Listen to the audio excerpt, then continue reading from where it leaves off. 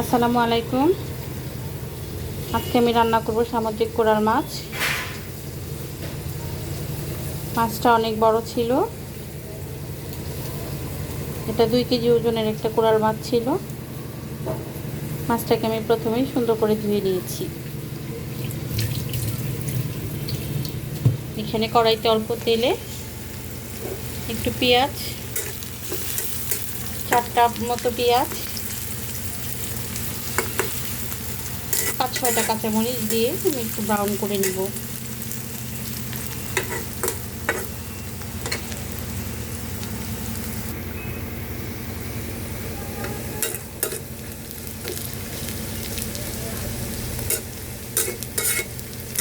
ফিরে এলাম আমি 1 থেকে 2 মিনিট পরে। এখন আমি এখানে মশলা কষানোর জন্য একটু পানি দিয়ে দিচ্ছি।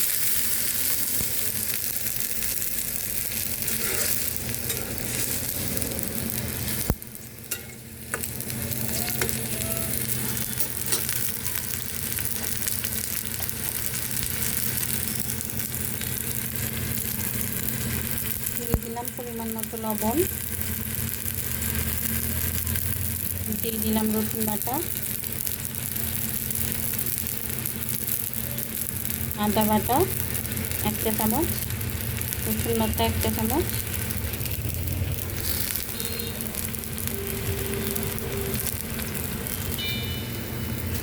তারপর দিয়ে দিব হলুদ,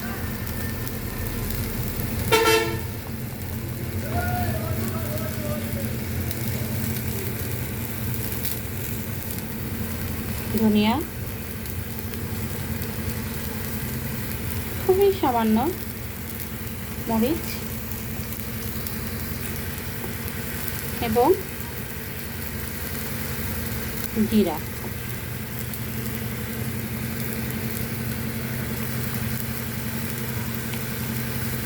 আমি সব মশলাই পরিমাণ মতো নিয়েছি, খুব বেশি নেইনি, কমিয়ে কমিয়ে নিয়েছি। মশলা বেশি হলে আবার মাছে সুন্দর টেস্টটা আসে না। আমি এখন ভালো করে মশলাটাকে কষিয়ে নিব। মশলাটা যত সুন্দর করে কষবে তরকারিটা তত বেশি ভালো হবে।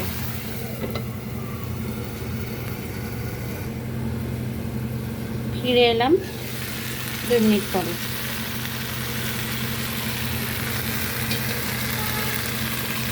আমার মশলাটা অনেক সুন্দর মতো কষে গেছে, এটা দেখতে অনেক সুন্দর হয়েছে। এখন আমি এখানে দিয়ে দেবো মাছগুলো আমি আগে থেকে ধুয়ে রেখেছিলাম।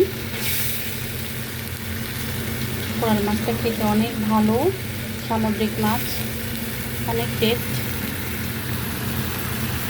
অন্যান্য যে কোনো সামুদ্রিক মাছের থেকে কোরাল মাছটা অনেক বেশি মজা খেতে। আমার 2 কেজি ওজনের একটা কোরাল মাছ 2000 টাকা নিয়েছিল।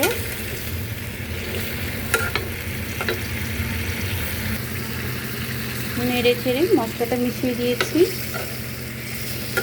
এখন আমি এভাবেই আবারও কষিয়ে নেব 5 মিনিট। এটা কিন্তু খুব একটা শক্ত মাছ না, বেশ নরম মাছ, তাই আপনাকে নাড়াটা দিতে হবে খুব সাবধানতার সঙ্গে, যেন মাছটা ভেঙে না যায়।